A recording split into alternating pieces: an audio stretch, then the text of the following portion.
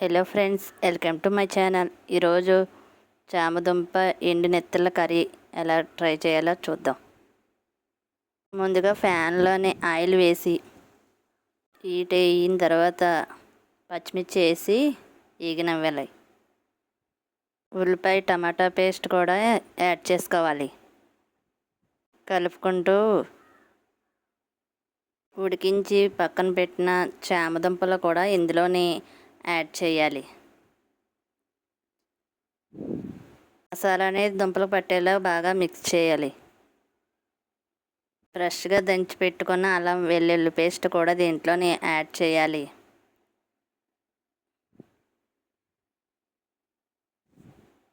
Fresh అల్లం వెల్లుల్లి paste వేస్తే కర్రీ అనేది టేస్ట్ సూపర్ ఉంటుంది.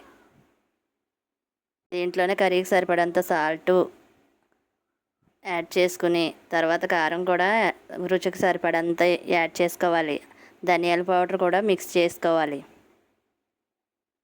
దీంట్లోనే శుభ్రం చేసి పెట్టుకున్న ఎండు నెత్తలు కూడా యాడ్ చేసి బాగా కలుపుకుంటూ మిక్స్ చేసుకోవాలి. చింతపండు రసం వేసి బాగా మగ్గనివ్వాలి.